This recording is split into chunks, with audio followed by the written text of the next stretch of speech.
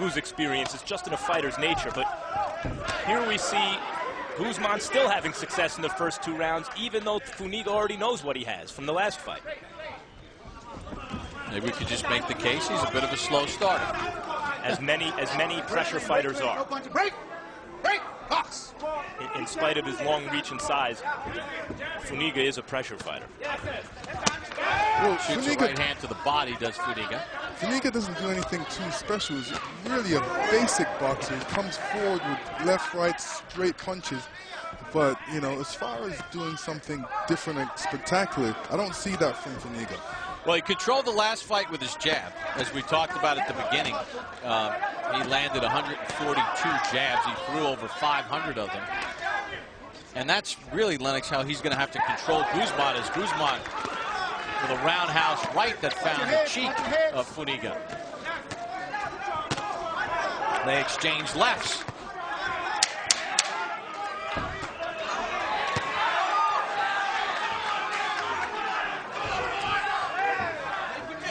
There's that jab getting a little untracked from Funeka. Guzman pressuring the action, though, in round number 2.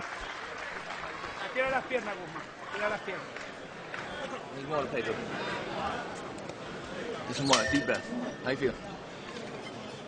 Don't go too bien? Está preguntando. Feeling good? He's asking you if you're feeling good. Too crazy on the inside, okay? You keep dropping underneath. Step over to the side, okay? Okay. Drop. When you drop, step over to the side. Don't be wide on your punches on the inside, okay? Keep it going. You're laying in out there, you got to use it. Don't just lay it out there. Okay. You understand? Keep your punches short inside, okay? Nice and short. Remember, so you can't see them coming, okay? Double up, same man, double up. Doing well. Just make him. And here we see a big Guzman, right? Looking a lot more confident than he did in the first fight.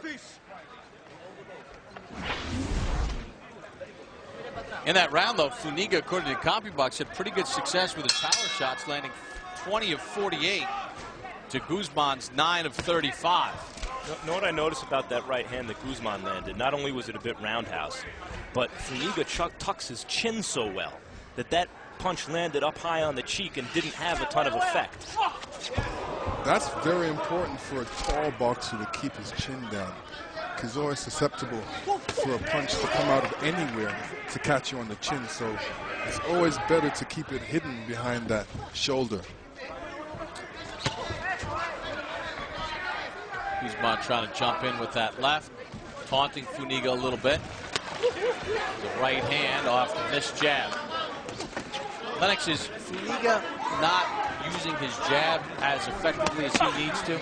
Well, Funeka needs to really try and establish a better jab, more stunning jab, a little bit faster, because right now he's kind of pushing it out there. He needs to really snap it out there. See Guzman trying to play head games with Funeka, but Funeka seems to me to be the type of fighter that's useless against. He's a fighting machine. You want to beat him, you're going to have to short-circuit the machine somehow. I don't think he's susceptible to the kind of head games Guzman wants to play, because he's going to continue to throw punches. Yeah, but the thing is, he's throwing a lot of punches, but he's not really doing any damage. Guzman is really getting out of the way of a lot of these punches, and it's important for him to really punch off of the misses that Funeka gives. There's a good double jab by Funeka. And Funeka needs to do that. More double jabs, more combinations, but it's difficult against a man that moves quite well. This was the round that the momentum shifted in the last fight after Guzman had won the first 2 rounds. Guzman blocks that combination, and he shows Funeka that he blocked it with his forearms. Use it. Robert Byrd has cautioned Guzman a couple times about using that left hand as sort of a measuring stick. You know, it's difficult because I understand what Guzman's doing. He's trying to put it in the way of Funeka's face, so, you know, and he's actually using it as a defensive mechanism as well. But some referees don't like that because, you know, in my boxing career, I always stick my left hand out. I use it as a measuring tool as well. Left hand got to the face, then the jab does. Guzman wants to counter back. Guzman looked at him like, you punch like a lightweight. It's because Guzman's a not welterweight, anymore. yeah.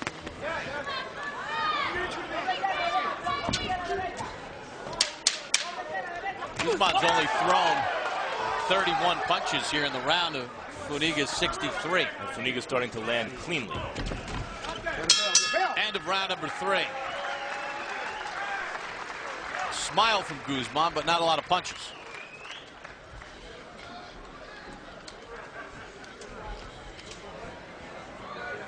I can now you need to yeah, it's frustrated because No games, man. Okay. When you play games, you get hit.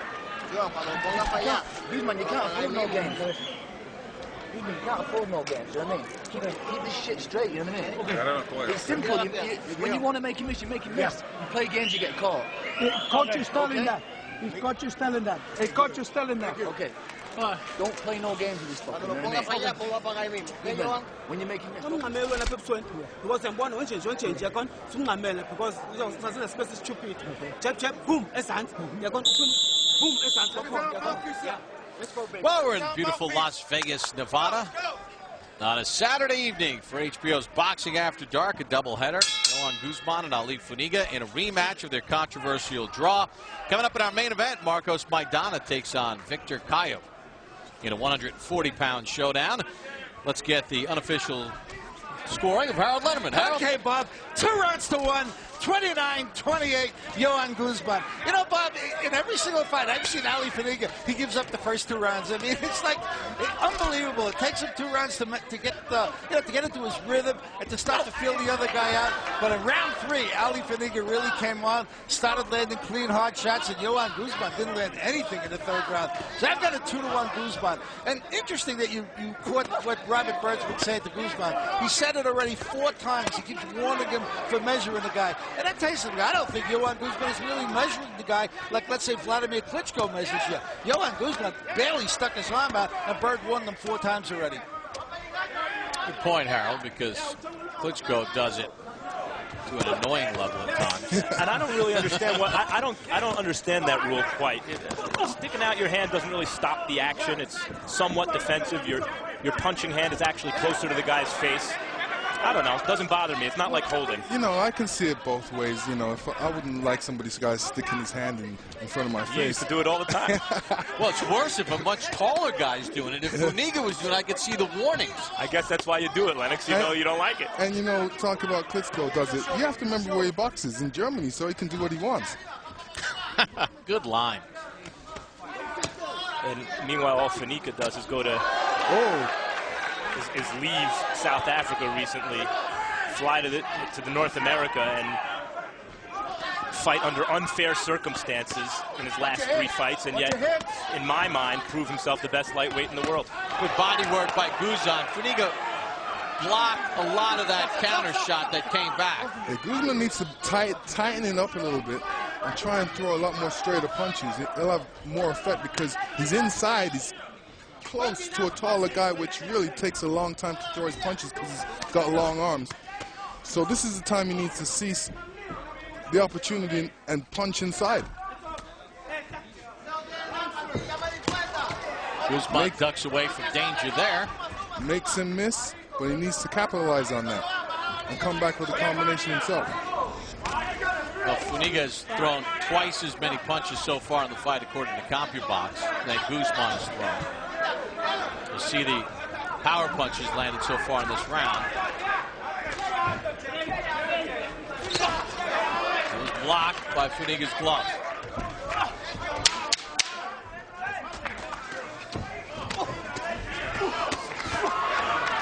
Funeka got a left inside that score. Guzman comes to right. That's how the round comes to an end.